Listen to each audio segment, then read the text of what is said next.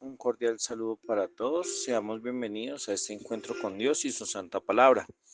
Les recuerdo que para hacer y vivir esta lección divina es necesario contar con un tiempo prudente, con nuestra Biblia, la palabra de Dios que nos guía en el camino.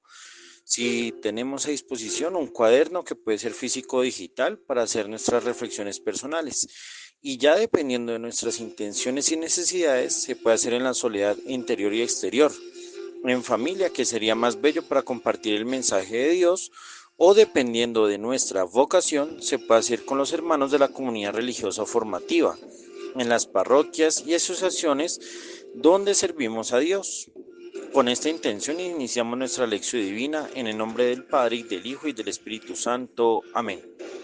Nos disponemos para invocar la presencia del Espíritu Santo, para que esta tercera persona divina, fuente e inspiración de las Sagradas Escrituras, nos dé la apertura interior en la iluminación y ardor de la mente y el corazón, para que nuestro deleite y confrontación nos sumerja en la misericordia del Padre Celestial, revelado en su divino Hijo. Ven, Espíritu Santo, llena los corazones de tus fieles y enciende en ellos el fuego de tu amor. Envía, Señor, tu Espíritu, que renueve la faz de la tierra. Oh Dios, que llenaste los corazones de tus fieles con la luz del Espíritu Santo, concédenos que, guiados por el mismo Espíritu, sintamos con rectitud y gocemos siempre tu consuelo. Por Jesucristo nuestro Señor. Amén. Iniciamos nuestra lección divina con el primer paso, que es la lectura, y para ello tomamos el Evangelio que la liturgia nos propone para este primer domingo de Cuaresma. Buscamos en nuestros textos bíblicos el Santo Evangelio de San Lucas, capítulo 4, versículos del 1 al 13. Evangelio según San Lucas 4, versículos del 1 al 13. Jesús, lleno de Espíritu Santo, se volvió del Jordán y era conducido por el Espíritu en el desierto, durante 40 días tentado por el diablo. No comió nada en aquellos días, y al cabo de ellos sintió hambre. Entonces el diablo le dijo: si eres hijo de Dios, di a esta piedra que se convierta en pan. Jesús le respondió: está escrito, no solo de pan vive el hombre. Llevándole a una altura, le mostró en un instante todos los reinos de la tierra, y le dijo al diablo: te daré todo el poder y la gloria de estos reinos, porque a mí me ha sido entregada, y se la doy a quien quiero. Si pues me adoras, toda será tuya. Jesús le respondió: está escrito, adorarás al Señor tu Dios, y solo a Él darás culto. Le llevó a Jerusalén y le puso sobre el alero del templo y le dijo: si eres hijo de Dios, tírate de aquí abajo, porque está escrito, a sus ángeles te encomendará para que te guarden, y en sus manos te llevarán para que no tropiece tu pie en piedra alguna. Jesús le respondió: está dicho, no tentarás al Señor tu Dios. Acabada toda tentación, el diablo se alejó de él hasta un tiempo oportuno. Continuamos con nuestro segundo paso, que es la meditación, por lo que hablaremos brevemente del contexto y luego analizaremos algunos detalles particulares. Estamos ya iniciando nuestro tiempo de la Cuaresma, un tiempo que inició desde el pasado miércoles con la ceniza, y es una ocasión propicia para volver nuestro corazón a Dios. Y nosotros, a lo largo de estos días, vamos a tener esta oportunidad en estos 5 domingos de meditar en lo que significa la misericordia que Dios tiene para cada uno de nosotros, sus hijos amados, con la disposición clara de tomar conciencia de nosotros mismos. ¿Quién soy? ¿Qué estoy haciendo con mi vida? ¿Cómo asumo mi pasado? ¿Cómo estoy construyendo mi futuro? Tomar conciencia de nuestros hermanos, del entorno y en culmen de nuestra relación con Dios, nuestro Padre. Es una búsqueda que debe ir mejorando cada año, ya que no sabemos cuándo será nuestra última y definitiva Pascua. En ese sentido, la Cuaresma, como lo descubrimos en la anterior lección, es para acrecentar nuestra oración, fortalecer nuestra generosidad y hacer todos los sacrificios necesarios para una sociedad más justa. En el contexto bíblico, nos encontramos con el espacio de volver del Jordán. Jesús ya ha sido bautizado. Juan Bautista ha quedado encarcelado y Jesús va a dar inicio a su misión apostólica. Para entender el sentido total del texto, es necesario que antes hagamos lectura del preámbulo que se encuentra en el libro del Deuteronomio en el capítulo 6, especialmente en este fragmento que me permito citar.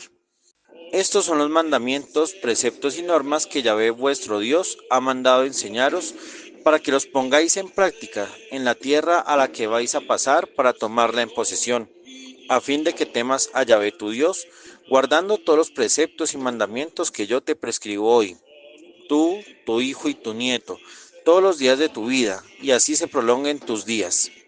Escucha Israel, cuida de practicar lo que te hará feliz y por lo que te multiplicarás, como te ha dicho Yahvé, el Dios de tus padres, en la tierra que emana leche y miel. Escucha Israel, Yahvé nuestro Dios es el único Yahvé. Amarás a Yahvé tu Dios con todo tu corazón, con toda tu alma y con toda tu fuerza. Queden en tu corazón estas palabras que yo te dicto hoy. Estas palabras que se han dicho antes de tomar posesión de la tierra prometida hacia el pueblo de Israel, que era llamado el Hijo de Dios, así se le decía al pueblo israelita, debía acatar estas instrucciones con la finalidad de ser feliz, prolongar los días de existencia y vivir feliz tomando como propio el regalo que Dios ha hecho, la tierra. Jesús se presenta no como imagen de Israel, sino que se presenta como el significado de ser verdaderamente Hijo de Dios. En este Evangelio no se presenta como algo importante la tentación o el diálogo con Satanás, sino en entender hoy qué significa que tú y yo seamos hijos de Dios. El peligro de una lectura literal y sin profundidad es quedarnos con mensajes que no cambian nuestra vida, pero que de pronto generan admiración. Dejar de comer, no ceder ante el poder y solo adorar a Dios. Sin embargo, este no es el sentido que Lucas y su comunidad quieren dejarnos. Hay una realidad más profunda, más hermosa, pero es la más difícil de vivir: ser hijos de Dios. ¿Qué significa ser hijo o ser hija?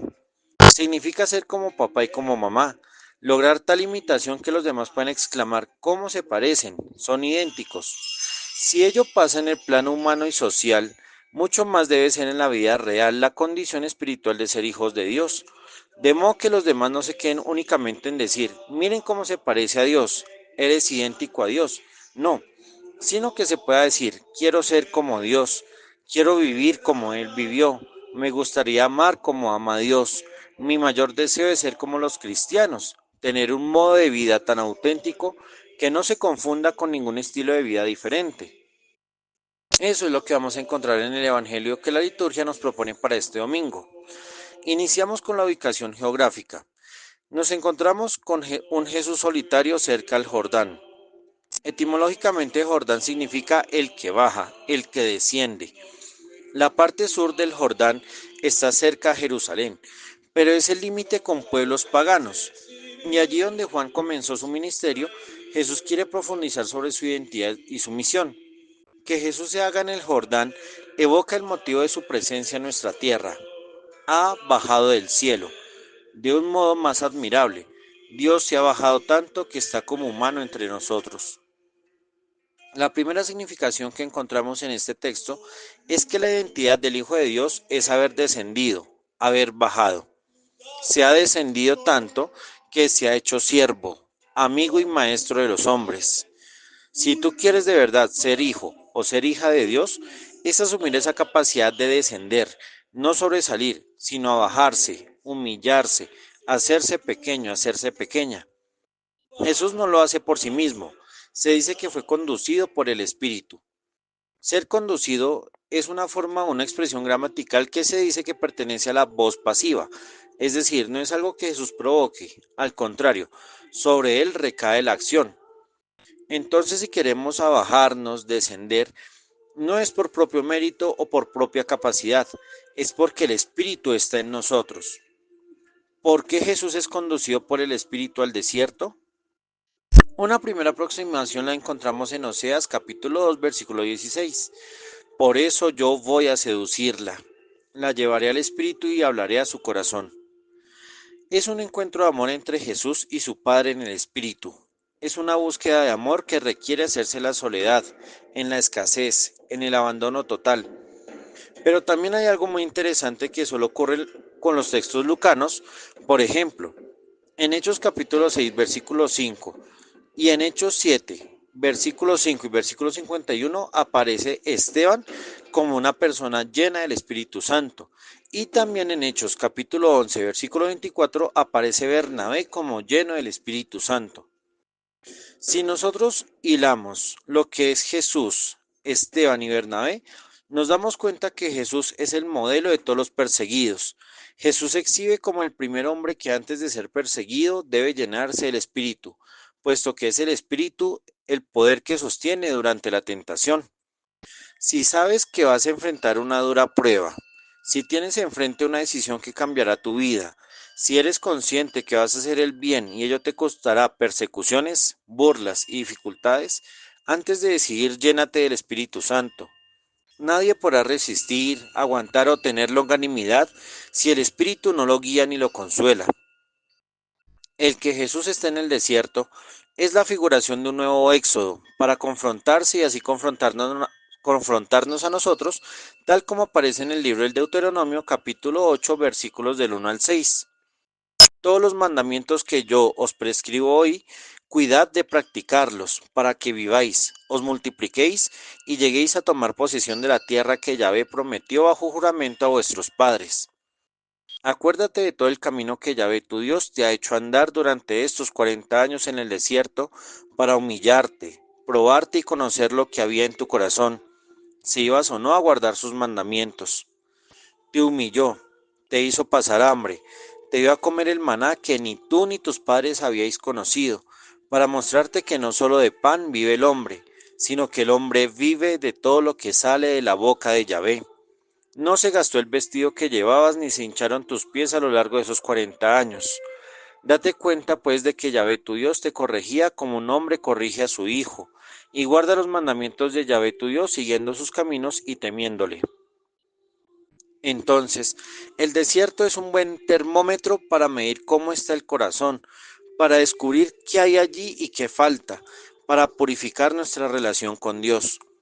Si bien el Evangelio habla de 40 días, no debe tomarse como si fuera una crónica, es decir, como si hubiera sido una cuestión de un mes largo y que no lo vivió más Jesús, sino que el 40 simboliza en la Biblia toda una generación, 40 años, o toda una vida, 40 días. Por lo que este relato nos muestra todas las confrontaciones que Jesús afrontó mientras estuvo en nuestra condición antes de su Pascua. Dios, al confinar al pueblo por 40 años, hizo una cuarentena de protección.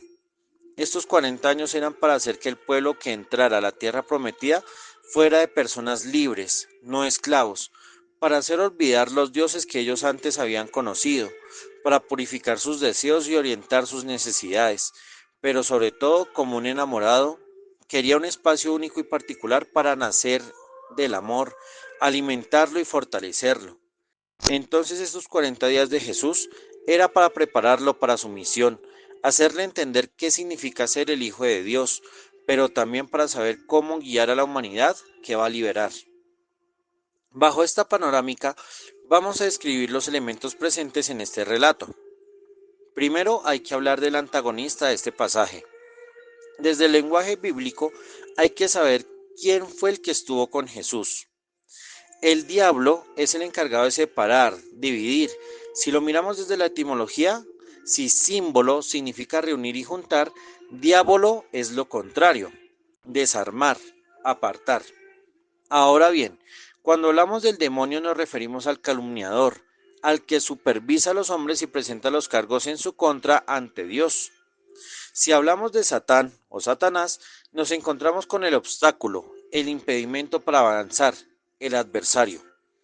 Para entender al adversario debemos anclarnos al latín antiguo cuando se habla del camino. La palabra vía o camino o línea recta se le llamaba versus. Si se va en la misma dirección o sentido del camino, se dice que la gente móvil está conversus, es decir, va hacia el objetivo. Si se presenta un agente móvil que va en un sentido opuesto, se le dice adversus, es decir, es un obstáculo que no me deja avanzar. Si se presenta un agente móvil que quiere esquivar o evadir el adversus, toma otro camino, se le dice diversus.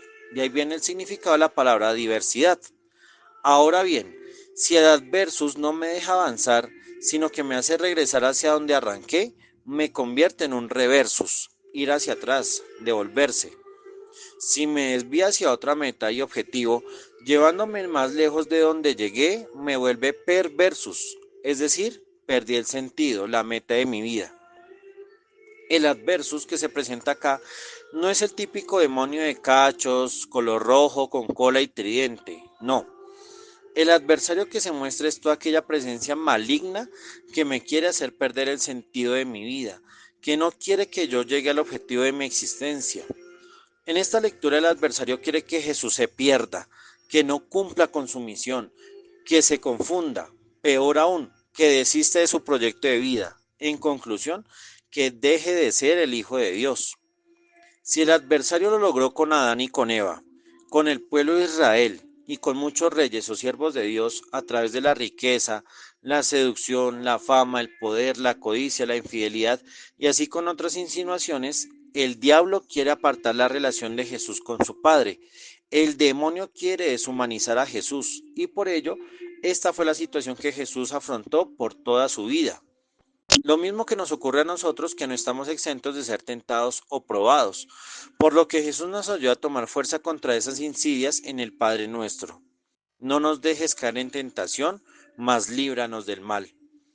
Cada vez que sientas que estás perdiendo el rumbo de tu vida, que estás confundido con alguna decisión, ora y pide la luz del Espíritu, que Él te llene y te conduzca para que puedas ser conversus, que te conviertas, que vuelvas tu mente y tu corazón a Dios mismo, hacia ti, hacia el amor de tus seres queridos. Hay que tener mucho cuidado con la forma en que el adversario se presenta. Si eres hijo de Dios, para hacer entender a alguien tu identidad, no hay que ceder a sus pretensiones. Si el maligno, el adversario, te pone condiciones frente a tu identidad, no se debe hacer caso a lo que él pide para comprobar si eres o no hijo o hija de Dios. Jesús nos enseña que como hombre, él depende, aguanta, tiene necesidad, a cambio que Dios da de comer y él es generoso. Por ello, a diferencia de Israel y de Adán, Jesús sí es el Hijo fiel de Dios. No cede a la necesidad material ni utiliza su condición divina para hacer show o magia, ni mucho menos para sacar provecho de su ser. También hay algo muy simbólico en esta tentación. La piedra es donde estaba escrita la ley. Recordemos que en la antigua alianza se escribieron en dos tablas de piedra, por lo que para el israelita la piedra simboliza lo más sagrado que es la ley, la Torá, el regalo que Dios ha dado a su pueblo. Sin embargo, el pan es todo aquello que sale de la boca de Dios. Todo el capítulo 16 del libro de la sabiduría es una evocación de la sabiduría como el pan que sale de la boca de Dios y quiere alimentar a toda persona, buscando una morada digna, es decir, alguien que pueda alimentarse de ella y hacerla fructificar, como aparece en el verso 20. A tu pueblo, por el contrario, le alimentaste con manjar de ángeles. Le suministraste sin cesar desde el cielo un pan ya preparado que podía brindar todas las delicias y satisfacer todos los gustos. La sabiduría se puede ajustar al deleite y la necesidad de cada persona, por lo que no todos los hombres son igual de sabios, sino que cada uno sea según sea su capacidad y su misión. Y en el verso 26, de este modo enseñabas a tus hijos queridos, Señor, que no son las diversas especies de frutos los que alimentan al hombre, sino que es tu palabra la que mantiene a los que creen en ti, dando a entender que el alimento más exquisito es la palabra divina. Sin embargo, cuando esta palabra no alimenta, genera hambre. El hambre que está experimentando Jesús no es solo física, sino que es también el hambre causada por Dios y que el pueblo y aún muchas personas siguen viviendo hoy, tal como dice Amós en el capítulo 8, versículos del 11 al 12. He aquí que vienen días, oráculo del Señor Yahvé, en que yo mandaré hambre a la tierra, no hambre de pan, ni sed de agua, sino de oír la palabra de Yahvé. Entonces vagarán de mar a mar, de norte a levante andarán errantes en busca de la palabra de Yahvé, pero no la encontrarán. No hay nada peor que el silencio de Dios. Y Dios dejó en silencio al pueblo por 4 siglos antes del nacimiento de Cristo, por lo que es un hambre de escuchar a Dios, de escuchar su palabra, el hambre de sentir su amor. Por ello el texto de Eclesiástico capítulo 24, versículos del 1 al 22, Es una forma de asumir que esa sabiduría que sale de la boca de Dios está destinada a dar fruto, pero entre más se adquiere, más necesidad despierta al alma, por lo que enfatizo los siguientes versos. Como la vid he hecho germinar la gracia, y mis flores son frutos de gloria y riqueza. Venid a mí los que me deseáis, y hartaos de mis productos, que mi recuerdo es más dulce que la miel, mi heredad más dulce que panal de miel. Los que me comen quedan aún con hambre de mí, los que me beben sienten todavía sed. Quien me obedece a mí no queda avergonzado, los que en mí se ejercitan no llegan a pecar. Por todo lo anterior, Jesús demuestra el cumplimiento del primer mandamiento que Dios entregó a su pueblo: amar a Dios con el corazón, amarlo por encima del hambre, amarlo y desearlo por encima del propio placer, amarlo desde la necesidad. Hoy, en medio de una sociedad que vende su ética, sus derechos y su dignidad por comida, por ropa, por títulos o por bienes, es una gran demostración que el amor verdadero a Dios lleva a poner por encima de todo la fidelidad a la presencia de Dios. ¿Cuál es la reacción de Satanás? En vez de hacer bajar a Jesús, lo hace subir. Acá es donde vemos cómo el adversario provoca acciones contrarias al Espíritu, porque Cristo que se ha humillado ahora es levantado por el diablo. Para entender esta tentación o prueba, hay que entender cuáles son los poderes de Dios, que están escritos en el libro de Jeremías capítulo 27 versículo 5. Yo hice la tierra, el hombre y las bestias que hay sobre la haz de la tierra, con mi gran poder y mi tenso brazo, y lo di a quien me plugo. Dios, el hacedor de cuanto existe, es el Padre dadivoso que da lo que quiere a quien quiere, y acá Satanás se muestra como si se le hubiera dado ese poder. La palabra griega exousia significa autoridad, poder, pero es muy distinto el poder de Dios al poder del maligno. Para entender los poderes del mal, son los que tienen y ejercitan las bestias, tal como lo podemos leer en el libro de Daniel, capítulo 7, versículos del 1 al 8. El león, que es la imagen de Babilonia, el oso, que es la imagen de los medos, el leopardo, que es la imagen de los persas, el humano deforme, que hace referencia a los griegos. Todos estos imperios eran poderosos, naciones fortificadas, reyes fuertes, pero todos cayeron, ninguno subsistió. Recordemos que desde esta lectura de las bestias, los poderes del mundo evocan la cita de Génesis capítulo 3, versículos del 5 al 7. Es que Dios sabe muy bien que el día en que comiereis de él, se os abrirían los ojos y seréis como dioses, conocedores del bien y del mal. Y como viese la mujer que el árbol era bueno para comer, apetecible a la vista y excelente para lograr sabiduría, tomó de su fruto y comió, y dio también a su marido, que igualmente comió. Entonces se les abrieron entre ambos los ojos y se dieron cuenta que estaban desnudos, y cosiendo hojas de higuera se hicieron unos ceñidores. Jesús no se aferra entonces al poder para calmar su necesidad ni demostrar su filiación. Durante su misión no está como objetivo obtener algún poder o privilegio. Al contrario, Él no se hace bestia, se hace siervo. Aquí Jesús nos está enseñando que es posible amar a Dios con el alma, por encima de los propios deseos, de los conocimientos, de las ambiciones, hasta de hecho, de ese deseo que con un puesto de poder se puede hacer justicia.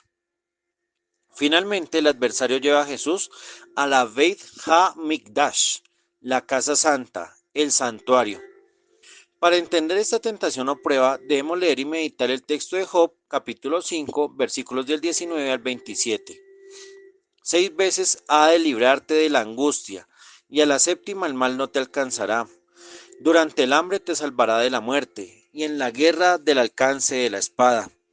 Estarás a cubierto del punzón de la lengua, sin miedo a la devastación cuando se acerque. Te reirás de la sequía y de la helada, y no temerás a las bestias de la tierra, pues con las piedras del campo harás alianza. La bestia salvaje vivirá en paz contigo. Sabrás que tu tienda está cubierto, nada echarás en falta cuando revises tu morada. Sabrás que tu descendencia es numerosa, tus vástagos como la hierba de la tierra. Llegarás a la tumba vigoroso, como se hacinan las gavillas a su tiempo. Todo esto es lo que hemos observado y así es. A ti te toca escuchar y aprovecharte. Este fragmento del discurso de Elifaz, hecho a Job, revela una teología muy antigua dedicada a justificar que a las personas que son buenas nunca les pasa nada malo porque son protegidas por Dios, indicando que si alguien sufre o padece algún mal es porque no son buenas personas y Dios las ha abandonado y las está castigando. En ese sentido, cuando el adversario cita el Salmo 91, versículos del 11 al 12, es para justificar esta teología simplista y mediocre, que ve a Dios como un protector y un socorrista, en vez de entender que la protección divina no exime ni exonera de las circunstancias temporales, como lo son los accidentes, la enfermedad, las fuerzas de la naturaleza, ni siquiera protege sobre las malas intenciones de las personas. Hoy tristemente sigue habitando en ambientes eclesiales esta teología que no tiene nada que ver con el Dios revelado por Jesús en la cruz, haciendo que las personas se adhieran a la fe por miedo o por buscar beneficios, pero nunca para asumir la condición de ser hijos de Dios. El adversario coloca a Jesús en el terigion, que esto significa en griego el ala. Este es el lugar de las oraciones, el lugar donde se hacen los sacrificios, ya que era la parte más alta del santuario. Es el símbolo más cerca de estar a Dios. Aquí hay detalles que son significativos. Primero, el adversario también conoce las escrituras. El diablo también maneja y cita la Biblia. Segundo, el adversario conoce el templo, la casa de Dios. El diablo también entra al lugar donde habita Dios.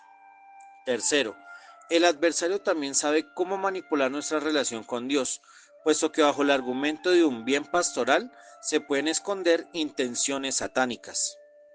¿Cómo discernir si el mensaje que escucho, si la actividad que yo hago, si mi oración proviene de Dios o del adversario? Es muy fácil y Jesús ya lo está enseñando en este Evangelio. No tentarás, no probarás al Señor tu Dios.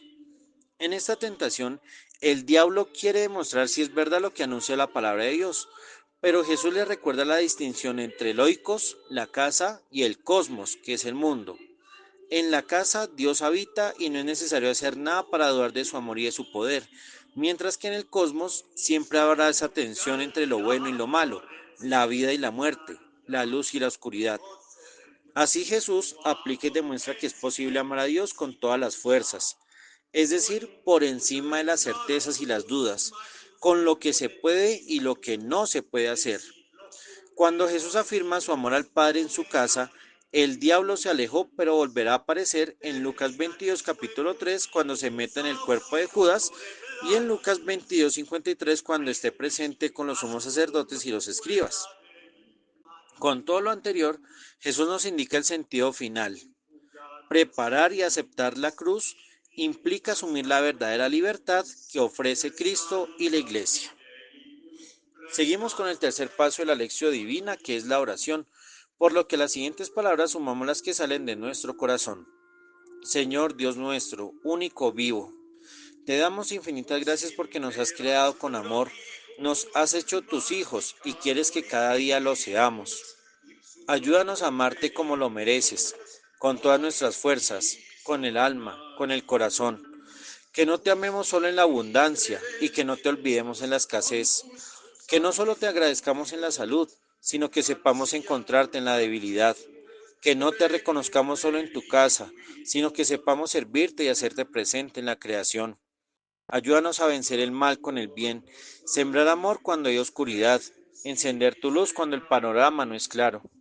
Ayúdanos a ser agentes de conversión, para que todos volvamos a ti por tus senderos. Haz que en el desierto y en la persecución nos llenemos de tu Espíritu Santo, para que sea Él quien dirija nuestros pensamientos, sentimientos, palabras y obras. Calla las voces que nos incitan al mal. Haz que tu palabra, aquella que sale de tu boca, sea tan dulce que inspire a hacer nuestra vida como la más hermosa de todas, pues junto a ti nada falta. Con tu amor basta todo. Bendice este tiempo cuaresmal, que busquemos en tu perdón la fuerza que nos impulsa a crecer, que nuestra generosidad no se mida en cantidad, sino en la calidad de vida de quienes reciben nuestra ayuda y reciben nuestra oración como un diálogo de amor, donde tú nos miras y nos dejas mirarte, donde tú nos recibes y nos envías a sembrar en el mundo tu reino de amor. Bendice nuestro ser y nuestro hacer, y líbranos del mal.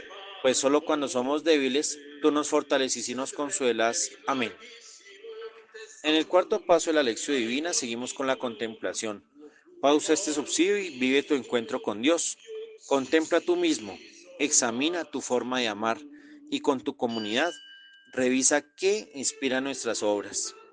Como síntesis de la lección divina, primero ante Dios, ¿cómo es mi amor a Dios? Segundo, contigo mismo, ¿en qué concentro mis esfuerzos? Tercero, con tus hermanos, ¿cómo servimos a los demás? Hemos llegado al quinto paso de la lección divina, que es la acción. Tu turno para aplicar lo leído, meditado, orado y contemplado. ¿A qué me invita la palabra? ¿Qué haré esta semana para cultivar lo que Dios ha hecho en mí? ¿Cómo es el signo de la presencia de Jesús? Ahora vamos a hacer de forma personal o comunitaria la lección a través de las siguientes preguntas. En la lectura, ¿qué dice el texto? ¿Quiénes son los personajes? ¿Cuáles son las palabras que se repiten? ¿Cuál es el tema dominante? En la meditación, ¿por qué se habla del desierto y del espíritu? ¿Qué busca el adversario en Jesús? ¿Por qué Jesús cita las escrituras? ¿Cuál es la intención de la enseñanza de Jesús? En la oración, ¿qué le quiero decir a Dios desde lo leído? ¿Qué le ofrezco a partir de lo vivido? ¿Qué quiero pedirle a Dios? Y en la contemplación, ¿cómo vivo este texto? ¿Qué significaría para mí amar a Dios con todo mi corazón, con toda mi alma y con todas mis fuerzas? Terminamos nuestra lección en las manos de la Santísima Virgen María. Oh Señora mía, oh Madre mía, yo me ofrezco enteramente a ti y en prueba de mi filial afecto, te consagro en este día mis ojos, mis oídos, mi lengua, mi corazón, en una palabra todo mi ser. Ya que soy todo tuyo, Madre de bondad, guárdame y defiéndeme como a pertenencia y posesión tuya. Amén. Muchas gracias a todos por su atención. Dios los siga colmando de bendiciones. No olviden suscribirse a este canal y compartir este video. Recuerden que la palabra de Dios se lee, se ora, se celebra y se vive en comunidad. Terminamos nuestra lección divina en el nombre del Padre, del Hijo y del Espíritu Santo. Amén.